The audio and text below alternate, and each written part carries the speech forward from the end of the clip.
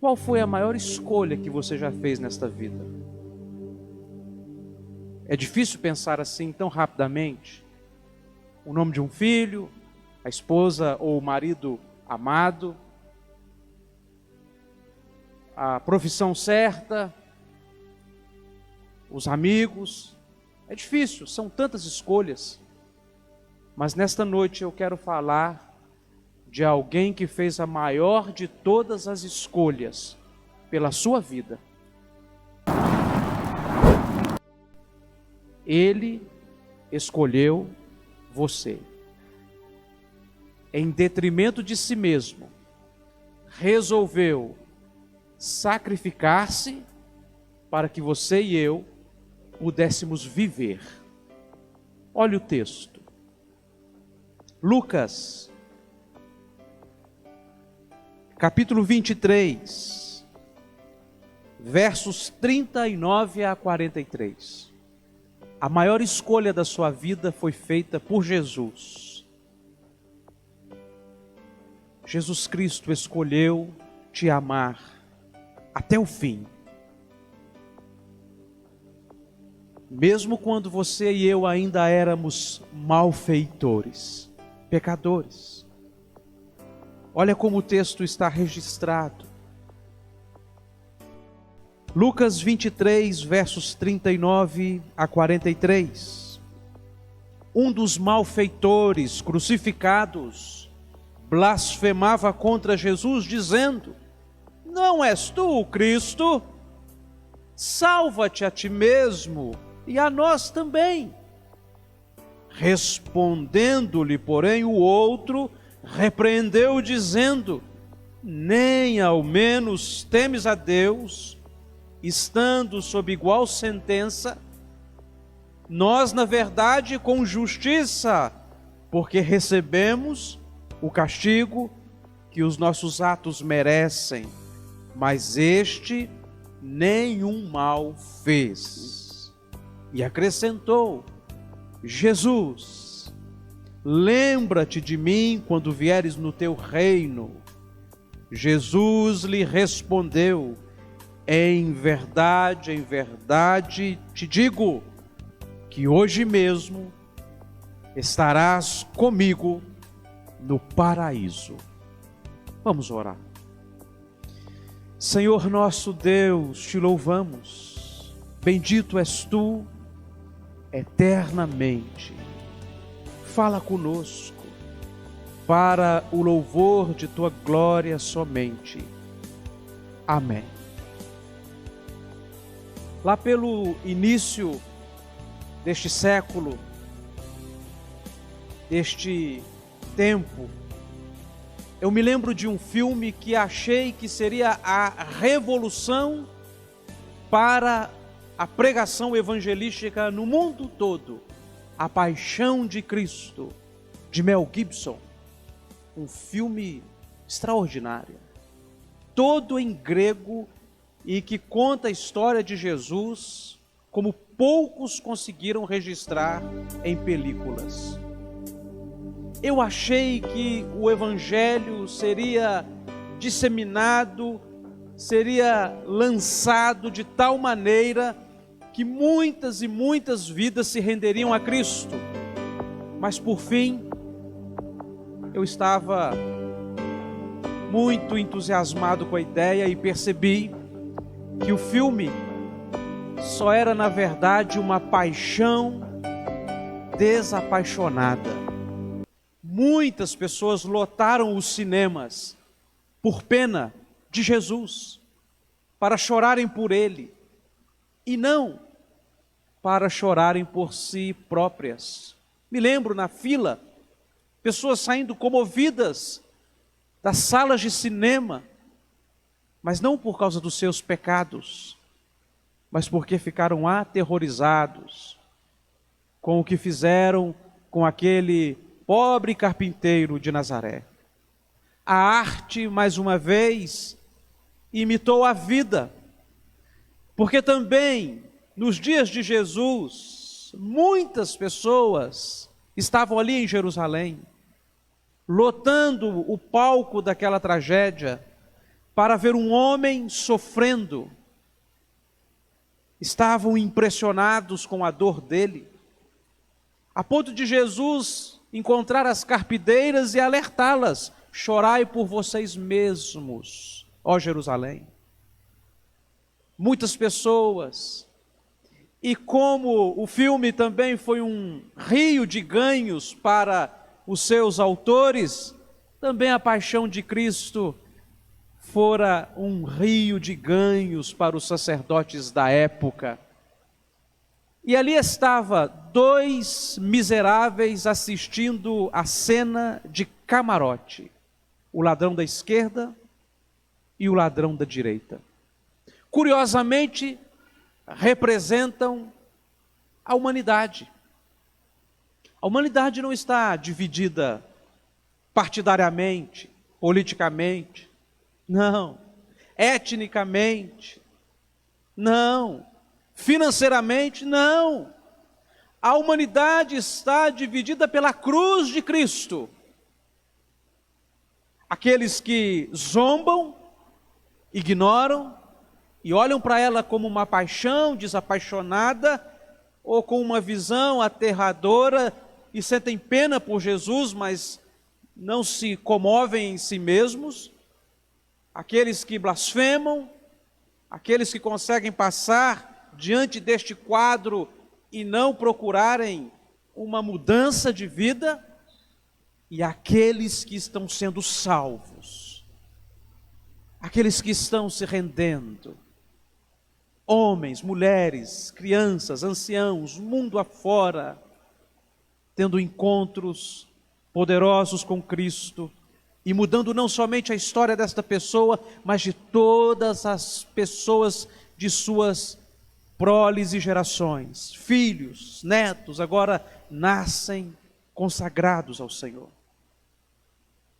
Nesta noite eu gostaria de pincelar rapidamente sobre isto, lembrar o que você sabe muito bem, que Jesus é mais do que um espetáculo, do grego teatron. Jesus é a nossa única esperança. Se Jesus não tivesse nascido, este mundo seria uma tundra russa, um deserto de gelo, mas Ele fez a maior de todas as escolhas, por amor a nós. O texto nos conta que ali estavam dois homens cruéis, vilões. Olha só o verso 39. Um dos malfeitores crucificados blasfemava contra ele, dizendo: não és tu o Cristo? Salva-te a ti mesmo e a nós também. Que vilão! Que homem cruel! Ele estava em igual situação, estava crucificado pelo ódio, estava pagando uma pena com a vida e conseguiu arrancar forças para zombar de Cristo ao centro. É como se alguém se afogando começasse a rir daquele que está morrendo ao lado dele.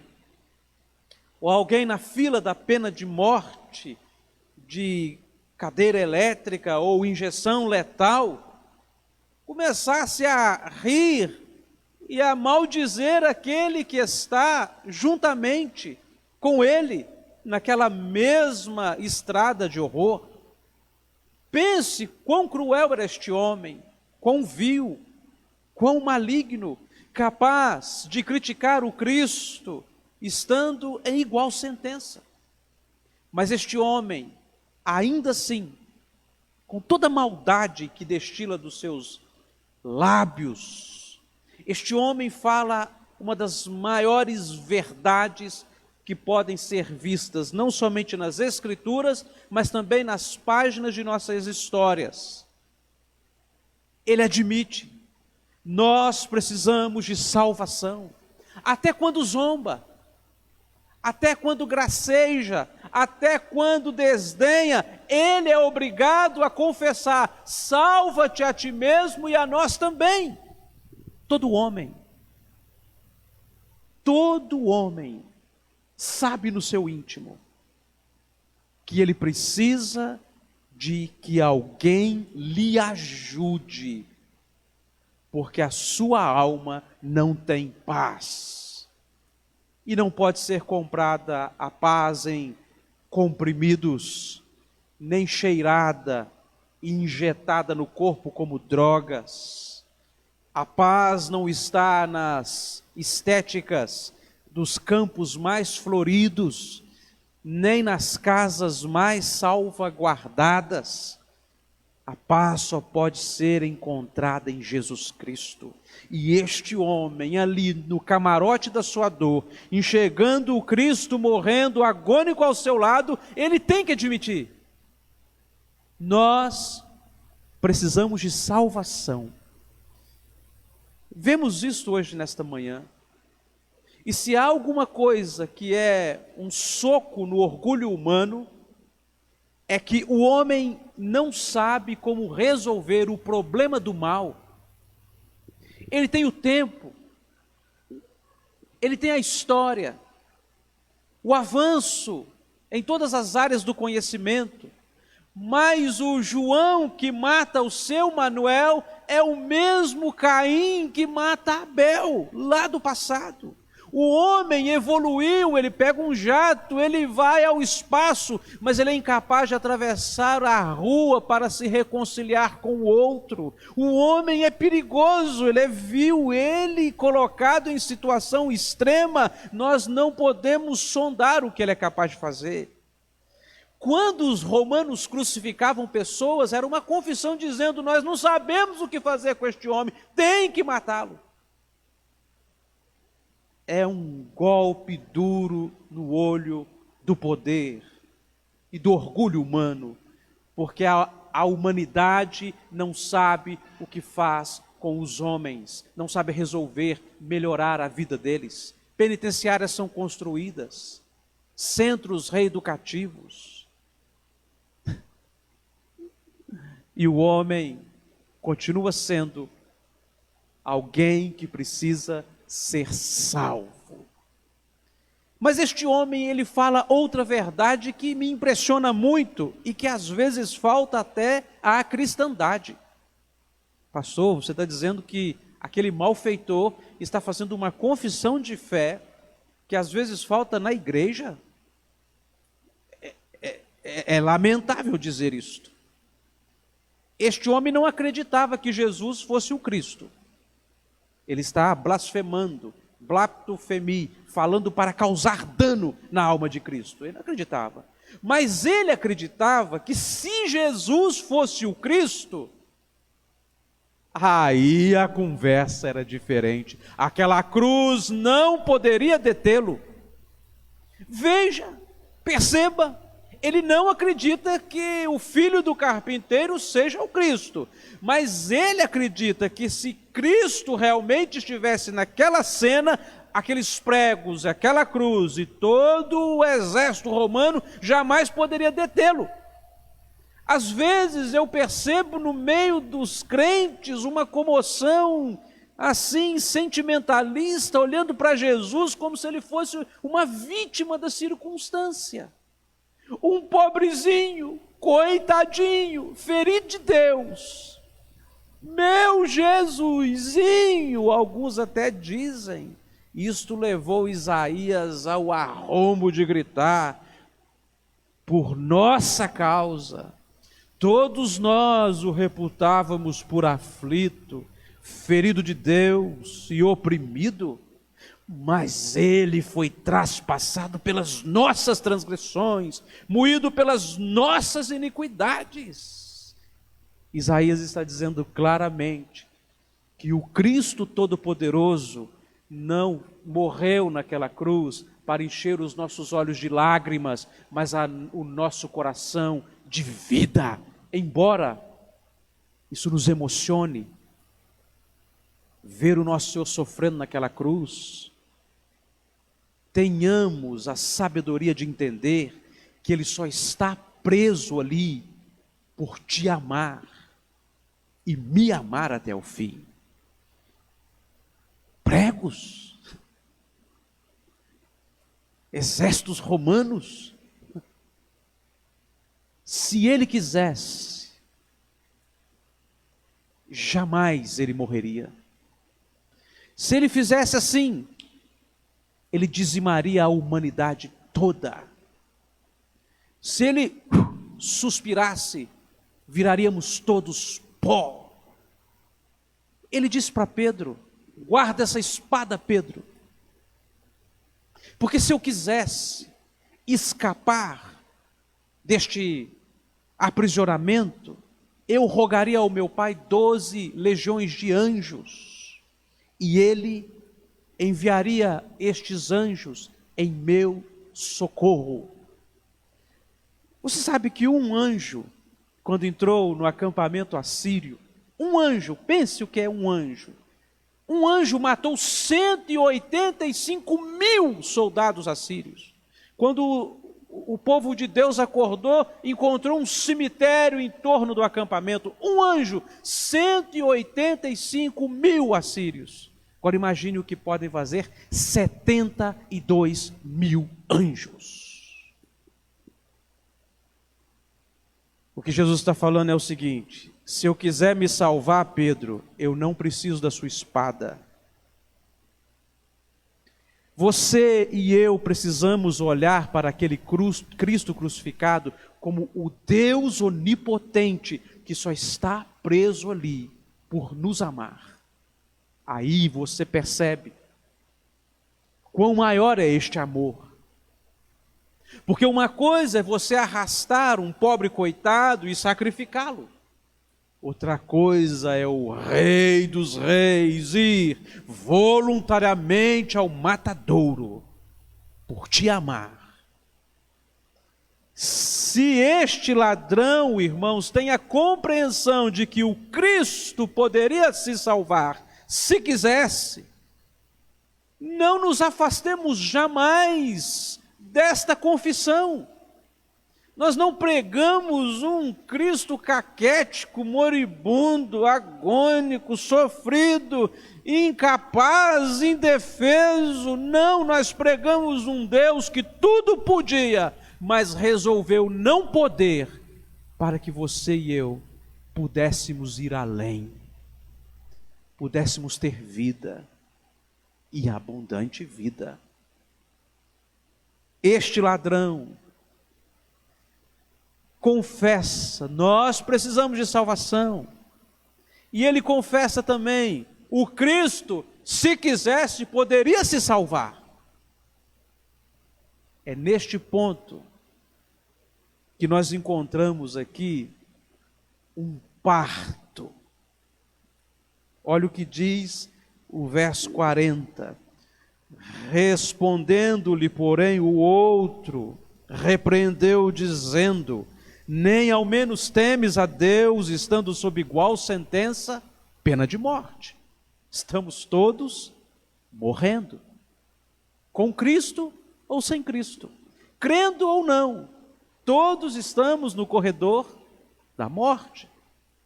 Estamos com os nossos dias contados e determinados por Deus, crendo ou não crendo, sendo cristão ou não cristão.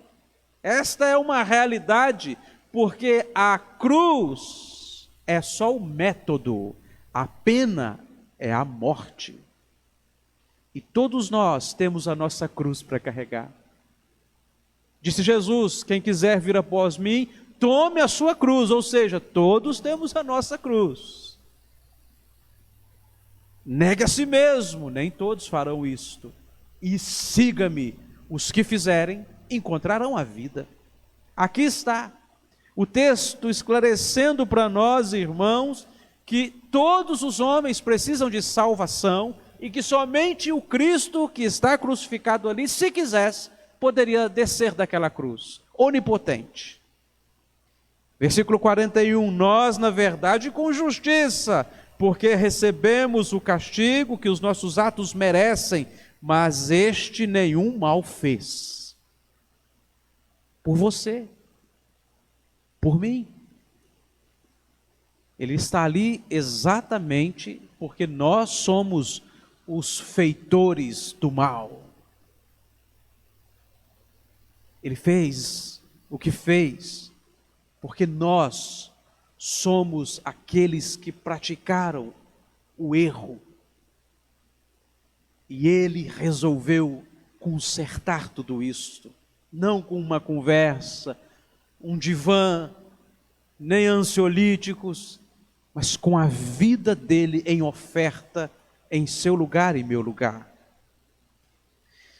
E acrescentando, Jesus, lembra-te de mim quando vieres no teu reino. Jesus lhe respondeu, em verdade te digo que hoje estarás comigo no paraíso. Este ladrão, há algumas horas antes, estava blasfemando também, e Jesus nada disse. Mas na hora que o Espírito Santo converte o coração daquele homem, e que ele suplica a Cristo, imediatamente os ouvidos do Senhor se abrem. As pessoas que passavam embaixo zombavam de Cristo, um coral do inferno.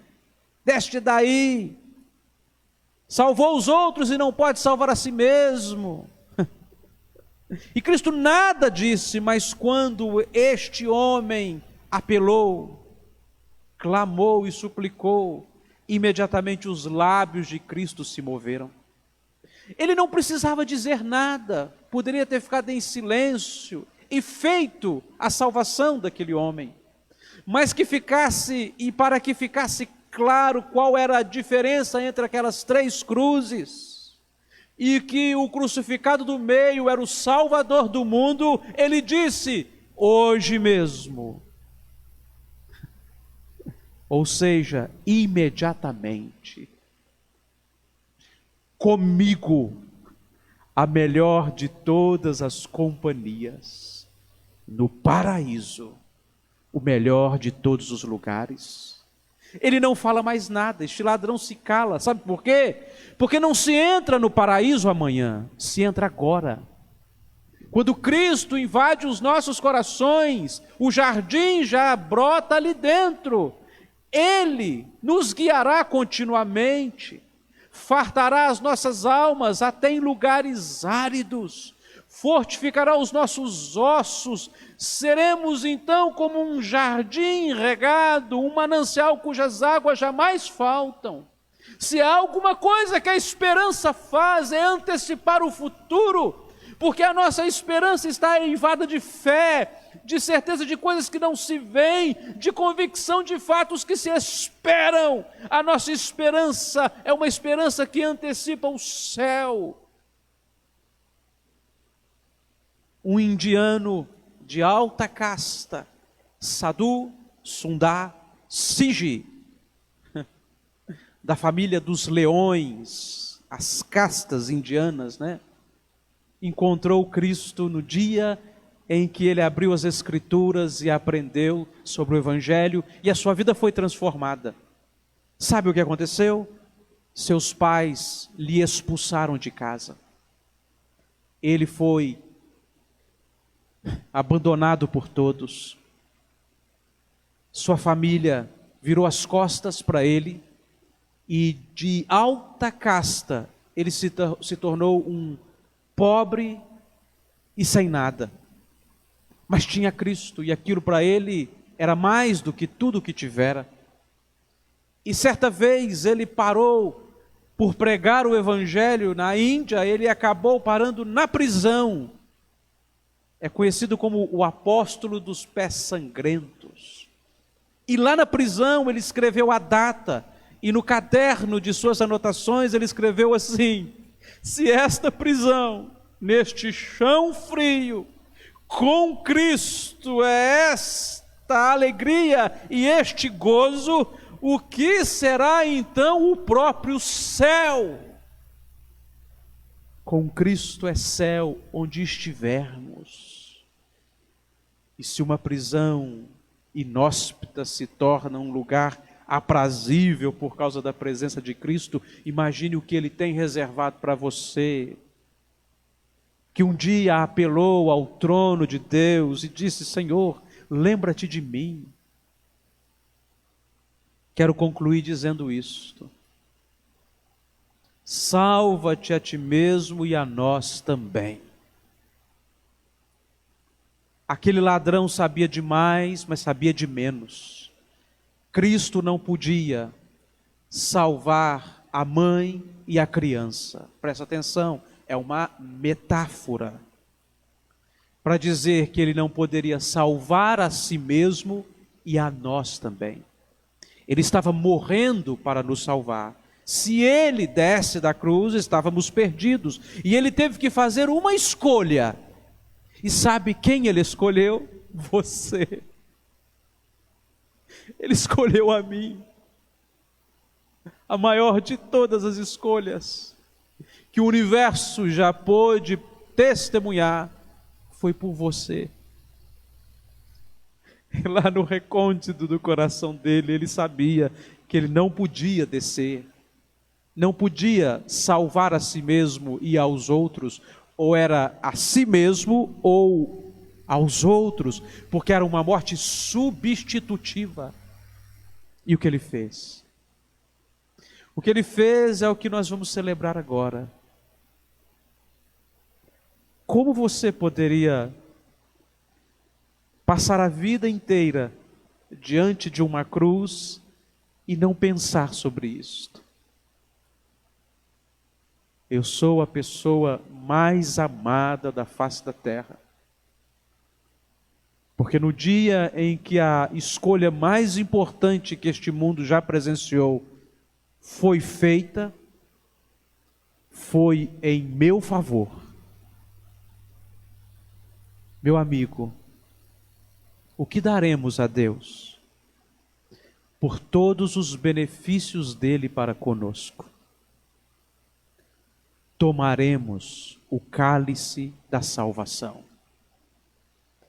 Não permita que a cruz de Cristo seja apenas um espetáculo, uma paixão desapaixonada, mas que seja a porta aberta, a estrada real, a bandeira e a bússola, o farol. Que seja para você e para mim uma marca. Ali está o meu tesouro. Aquela cruz revelou o amor de Deus como nunca antes foi visto.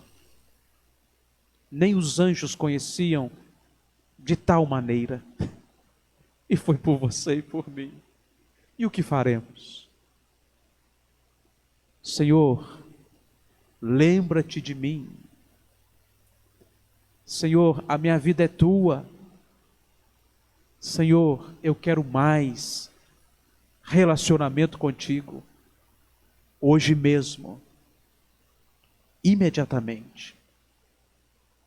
Com Cristo, a melhor de todas as companhias. No paraíso, o seu coração se torna um lugar de abundância. Por fim, você sabia que existem cruzes de blasfêmia e cruzes de paraíso? Agostinho dizia isto. Cada um de nós tomemos a nossa cruz de paraíso e vivamos para Cristo. Sigamos aquele que nos encontrou e mudou totalmente a nossa história.